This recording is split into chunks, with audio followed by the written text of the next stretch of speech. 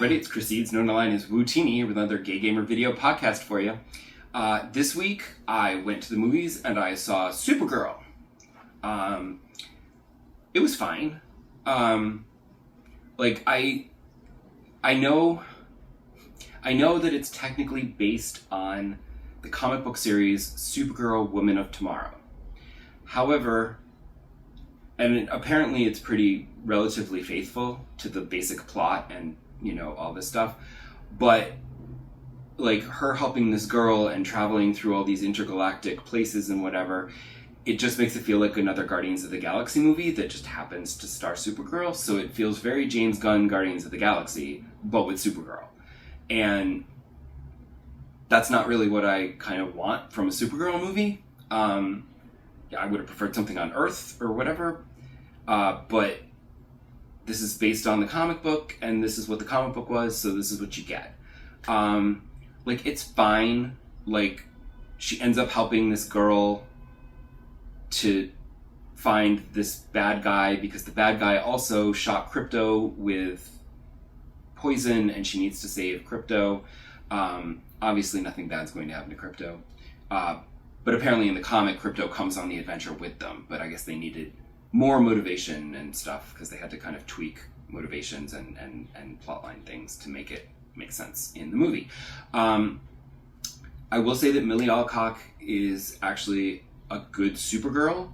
I just wish that she had a better movie to be Supergirl in. Also, I wish that she would be Supergirl for more of the movie. It is still kind of an origin movie. Like, she's already Supergirl, and she flashes back to, like, origin stuff from Argo City and stuff to explain, like, you know, why she is the way she is. And, you know, how fucked up it is. And that's fine, but, like, this is the longest that I've ever had to wait in a superhero movie to see the superhero in their costume. It's absurd. It kind of bothered me. But what are you gonna do? It's a Guardians of the Galaxy movie, not a Supergirl movie, you know? Also, Jason Momoa is good as Lobo, but I don't really understand why Lobo is in there. He doesn't really serve much of a storyline purpose. I think it's just because they're like, oh shit, we have to have a guy in here. It can't just be women in the lead roles.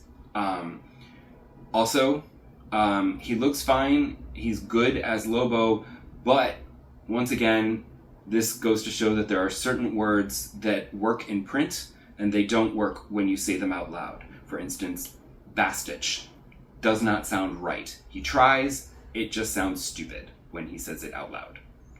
I know it's his catchphrase, but whatever. Don't say it. It just sounds weird. But it's good, and then there's weird stuff that happens towards the end where, like, they do something that I don't know if it doesn't make sense. I can't say what it is, because it's a major event that happens towards the end of the movie. But they do something that I'm like, is this from the comic? Because this sounds stupid, and it doesn't actually make logical sense. But they needed it to, like, drag things out and make the story go where they wanted it to go, I guess. And then they also make their own rules with the poison, and it can only be cured by the antidote that the guy has on him. But then later someone else gets shot, and then they don't need an antidote, and it's like, well, then why couldn't you have just done that with him? It doesn't make sense. They're like, they didn't stick to their own rules exactly, so that kind of irked me. So by the end, I was sort of like, but it was fine. I saw it in 3D, and the 3D was actually pretty good. I guess it probably would be better on a big screen. Like, if you have any interest in seeing Supergirl, I would say see it on a bigger screen, and 3D would be a good option too, because the 3D was quite good. If you wait for this to come to HBO Max, and you just watch this on TV, it's gonna probably feel even less impressive, and you're just gonna be like, whatever. So, your mileage may vary. I don't know. It was perfectly fine. I watched it. It was fine. I don't feel the need to watch it again, but whatever. As for games, I'm just plugging away at the Star Path in Disney Dreamlight Valley. I am towards the end. I'm now in like the bonus rewards, so now I have like the Cloud Glider and a little lightning bolt to run around with in my hand. But that's about it for that.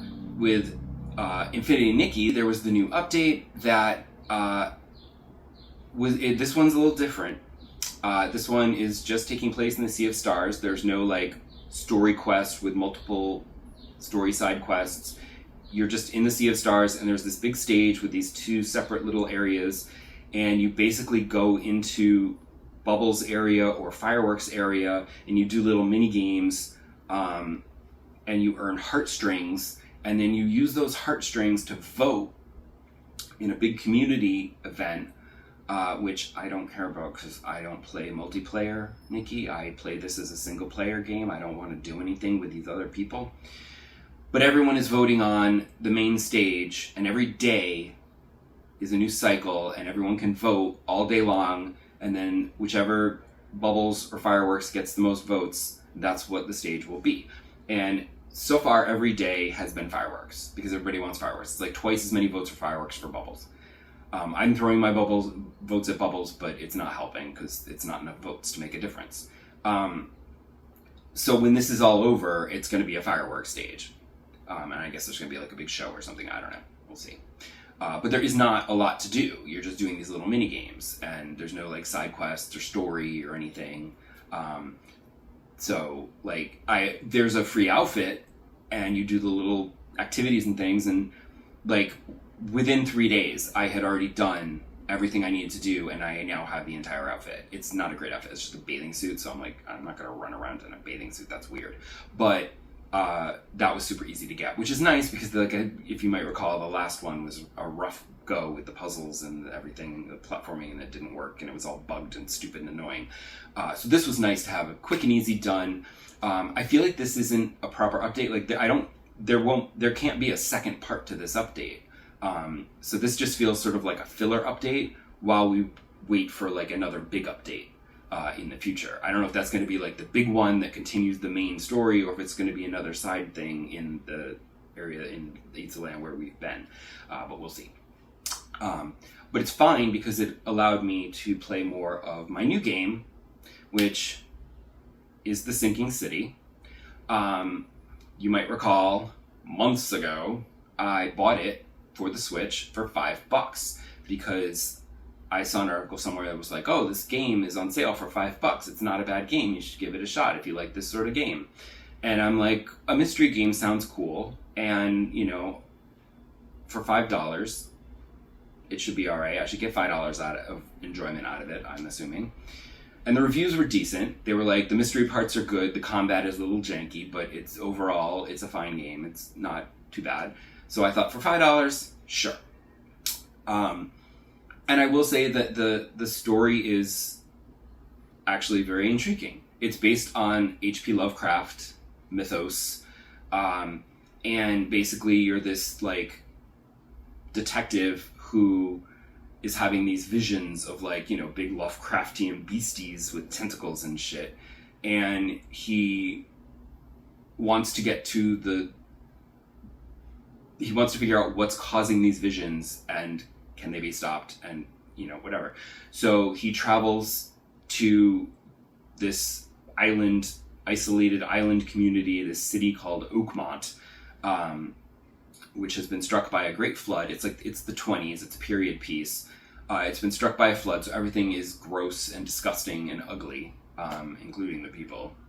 And then he goes and investigates. And some of the places, like, you can walk around. It's a big open world, and you can walk around, and then some of the streets are impassable. They're flooded, so you have to ride around in a boat. And so far, I'm enjoying it.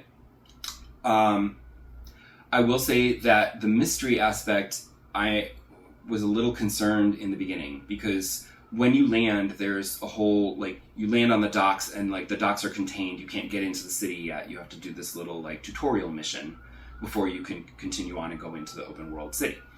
And there's this guy, this ape man, who's like, my son is missing, can you help me find my son? I'm a detective, I will help you find your son.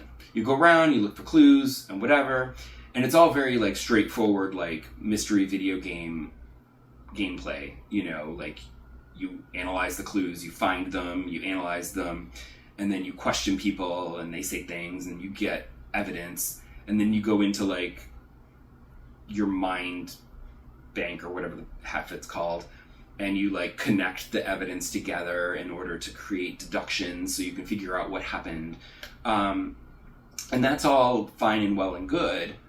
You can also use your mind's eye to like see like what really happened, and like, you know, it's like, it's the typical thing where it's like you're reliving like these glowy outlines of people, you know, entering the building and then attacking and then running away with what they stole or whatever, and you like just put the three scenes in order to make it like, okay, this happened, then that happened, and then that happened, and then it like puts it together, and you deduce like, this is what happened.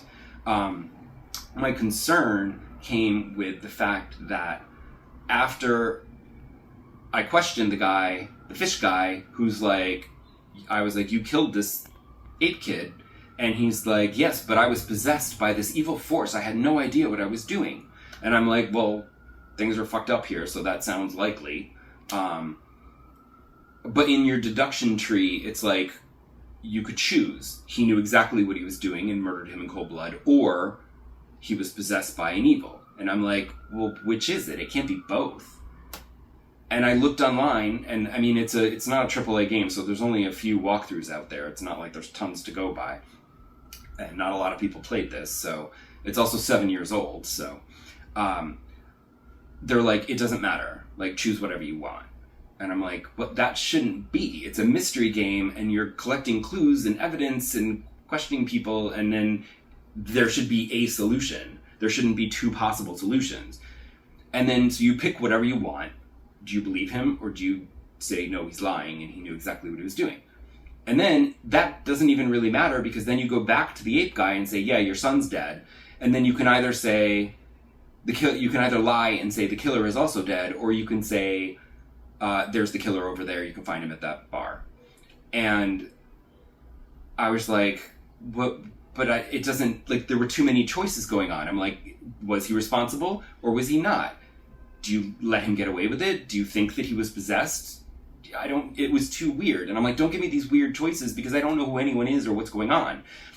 And the walkthroughs were no help. Because basically they were like, it doesn't matter. Like, if you tell him that he's dead, then it's fine. He gets away, and whatever. And if you tell him where to find the fish guy, he basically starts a race war. And I was like, well, I don't want that. I don't think, it doesn't actually affect the gameplay. Like, you don't see the race war happening, and it doesn't, like, cut off certain areas of the city or anything like that, or cut off certain quest lines. Like, I'm getting the impression that, like, these choices that you're making are just for your own edification. Like, they're not actually affecting the gameplay going forward, It's like, whatever, it doesn't really matter, which is unfortunate. But my main thing was, I wanted to have a solution. Like right now, I'm in the middle of a second quest, the next main story mission, and it's like, so far everything has been like, I find this, I find that, okay, that means this means that, this is what's happening, and so far it's more straightforward. And I'm like, please don't give me any more of these, like, which solution of the mystery do you think is right? Because that's not how mysteries should go. Like, I don't mind making moral choices. Like, I just did a section where you actually have to go diving below the sea, and you find all these, like, trapped researchers who can't get out of the underwater cave, and they've all gone insane from Lovecraftian insanity. And you basically have to say, like, well, do you leave them there to die, or do you rescue them? And, like, you leave them there to die, that contains their madness. If you rescue them, the madness could spread. And I'm just like, I can't just leave these people to die. It's already fucked up there. I figure it shouldn't make any difference if they spread some madness. It's pretty mad already. But other than that weird, not crazy about the mystery thing, this mystery is much better, so hopefully the other ones will also be a little more straightforward and have actual solutions. We shall see. I'm really still at the very beginning. The combat is okay. Like the controls are, it's a very old feeling game. Like it's very like Resident Evil tank controls. Like he moves forward and then he moves backwards. Like you don't turn around. You have to turn with the camera, and it's all like, you know. So it's a little, the movement controls are not great, which is not great when you're trying to do combat. And I have actually, with the smaller creatures that have come to attack me, I've used the shovel to just beat them, because bullets are very scarce.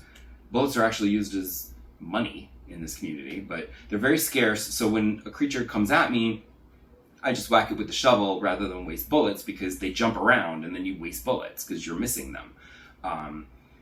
There were a couple of times where like the creature, my enemy, was like kind of in one spot and wasn't moving, and I was able to just shoot them, and it was much easier.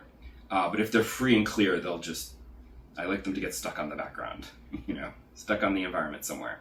That was helpful. So the combat isn't so bad, but it is good to know that if it does start to get really difficult, that I can lower it to easy, and that'll be helpful. One thing I did read about the game is that everyone suggested stick with the main quest for quite a while, because then you'll get the experience that you need to level up your skills, and you can do more damage, and you'll have more health, and it'll make combat a lot easier. So I haven't been doing any side things. I've been mostly just focused. I've been unlocking side quests left and right, but I'm just sticking to the main quest right now. Because I was heading towards a building and walking in that direction, and I saw a building with a sign on the door that said, a signal that I could go in, and I was like, okay. So I went inside and let's explore around and loot things and gather materials so that I can craft health packs and bullets and whatnot. But in there were a couple of enemies. One was one of the small creatures, but another one was a big one, and they killed me. So I was like, let's not explore the open world yet, because it's dangerous. And I need to kind of avoid the danger for as long as I can until I strengthen myself up. But so far the combat has been doable.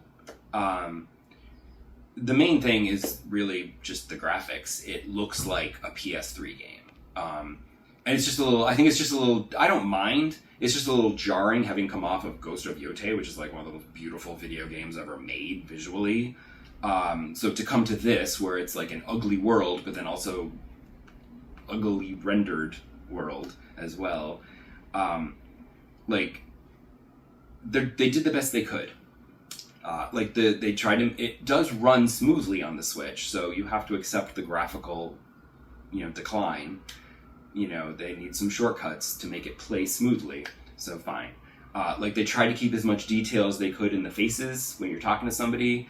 But the bodies are like practically textureless. They're just blobs. It's really awkward. Like there's a doctor whose stethoscope was like merging with his chest. It was very okay, not great. But it's fine. I know that they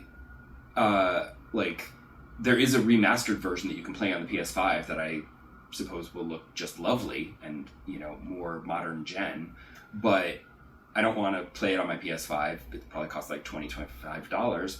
The point was to buy this for $5 for the Switch so that I can play this on the go, because I'm traveling to Massachusetts for 4th of July weekend, and it's a 4-hour bus ride, and I want to lose myself in a video game, because watching a movie or reading a book, it's easy to get distracted and you're still aware of what's going on in the traveling. Whereas if you're playing a video game and you get really immersed in it and you get really into it, the time will fly by and suddenly there you are at your destination. That's what I'm hoping for. So there will not be an episode next week. You can enjoy your time off. I will be too. I'll be back in a couple of weeks with another episode, and I will see you then. Bye!